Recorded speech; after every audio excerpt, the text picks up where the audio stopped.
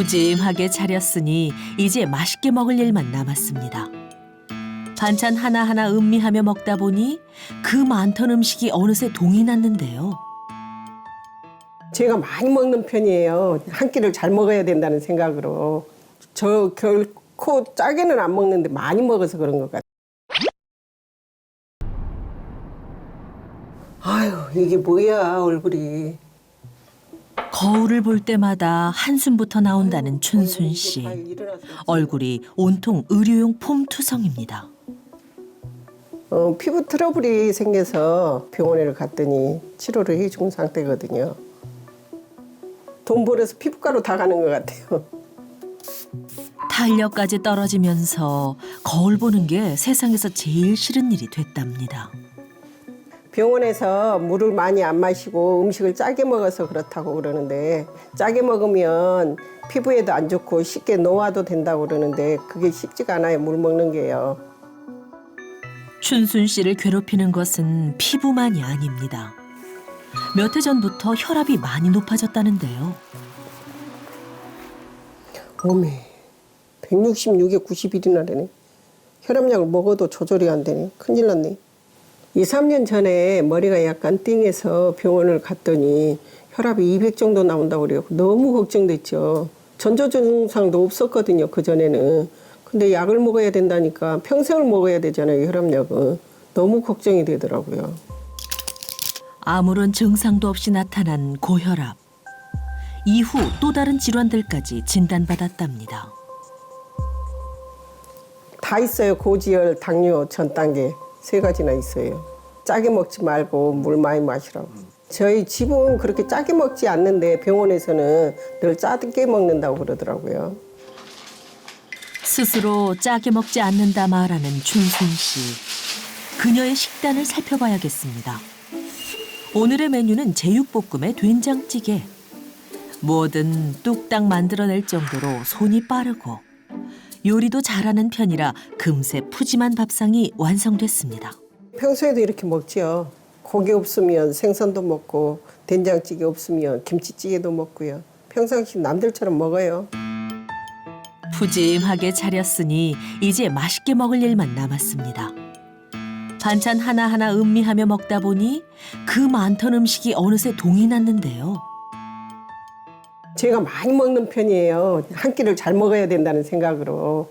저 결코 짜게는 안 먹는데 많이 먹어서 그런 것 같아요. 본인은 절대 짜게 먹지 않는다는 춘순 씨. 하지만 전문가의 눈에는 그렇게 보이지 않는답니다.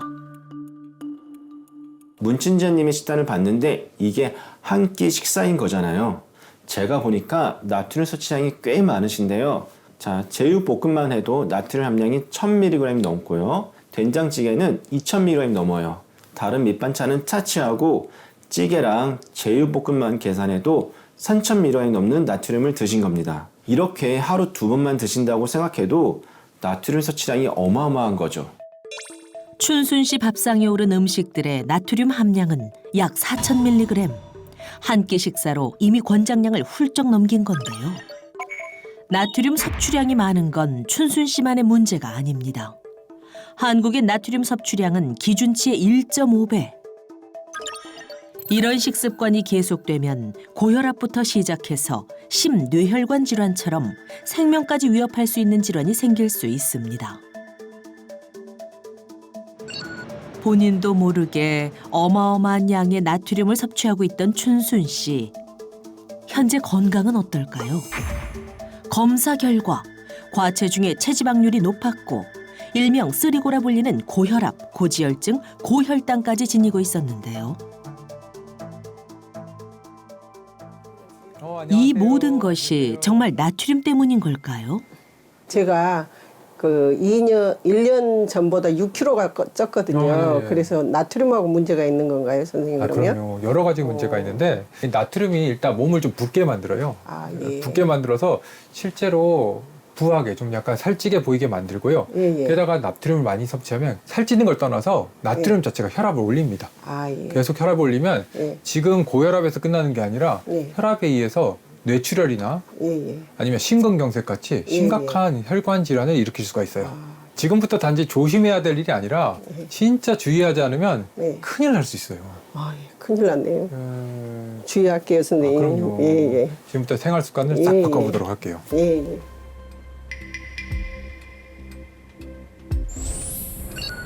여기 4명의 주부가 있습니다. 이들은 평소 자신의 나트륨 섭취량에 대해 잘 인지하지 못하고 있다는데요. 혈압도 있고 당뇨도 있고 해서 병원에 가면 짜게 먹지 말고 싱겁게 먹으라 하는데 나는 별로 짜게 먹지 않거든요. 근데 자꾸 싱겁게 먹으라고 해가지고 지금 그게 고민이에요. 저는 저혈압이어서 좀 고민이 많은데요. 평소에 저혈압이면 음식을 짜게 먹으면 좋다고 그래서 혈압 올려보려고 짜게 먹었더니 혈압은 안 오르고 알레르기가 올라오고요. 그리고 면역력이 더 떨어지는 부분이 있더라고요. 그래서 좀 많이 고생을 했어요. 그래서 여기 오게 됐습니다. 현재 4사람의 건강 상태가 어떤지 알아보기 위해 검사를 진행했습니다. 그 결과 김금연 씨는 총 콜레스테롤과 공복 혈당이 기준치보다 높았고 혈중 나트륨 수치 역시 비교적 높은 것으로 나타났습니다. 김혜련 씨는 총 콜레스테롤이 굉장히 높았고 혈중 나트륨 수치는 정상 범위에 있었지만 비교적 높은 편에 속했습니다. 박서희 씨는 심한 과체중으로 체중 감량이 시급했고 혈중 나트륨 수치가 비교적 높은 편이었습니다. 마지막으로 이은주 씨는 총 콜레스테롤과 공복 혈당이 정상 범위를 넘어선 것으로 나타나 개선이 필요한 상태였습니다. 검사 결과 변화가 시급한 김혜련 씨와 김금연 씨. 두 사람이 나트륨의 굴레에서 벗어날 수 있는 방법을 알아보기 위해 김보민 내과 전문의를 만났습니다. 두 분의 식습관이 좀 궁금한데요. 혹시 두 분은 좀 평소에 짜게 드시는 편이세요? 저는 저혈압이 있거든요. 그래서 예, 좀 짜게 먹으면 혈압이 오른다고 그래서 제가 좀 짜게 먹으려고 노력을 하고 오히려 있거든요. 짜게 드시려고? 네. 아, 그렇구나. 네. 저는 그렇게 짜게 먹는 편은 아닌데 남들처럼 그렇게 먹어요. 진료실에서 환자분들께 짜게 드시는 것 같아요? 라고 여쭤보면은 대부분 우리 어머님처럼 말씀하세요. 나 그냥 그렇게 짜게 안 먹어요. 남들처럼 그냥 그 정도 먹어요. 이렇게 말씀하시는데 진짜 그런지 한번 제가 나트륨 과잉 섭취 자가 진단법이라는 걸 한번 알려드리려고 하거든요. 네. 이 중에서 이제 체크가 되는 게 몇 개가 있는지 한번 손으로 네. 꼽아보시면 되는 네, 네, 네. 거예요. 다음 8개의 질문에 해당하는 것을 체크해서 5개 이상이라면 나트륨 섭취가 매우 위험한 수준에 해당하기에 주의가 필요한 단계입니다. 두 분 다 똑같이 6개네요. 그죠? 5개 이상이면은 나트륨 섭취 수준이 매우 위험한 걸로 생각을 하면 되는 거거든요. 짜게 먹는다고 생각은 안 하는데 놀랍네요. 그렇죠. 저는 한식을 되게 좋아하는 편이거든요. 근데 그것도 문제가 되나요? 사실 한식이요. 물론 뭐 식이섬유도 많고 여러 가지 좋은 점들이 많아요. 그런데 좀 짜요.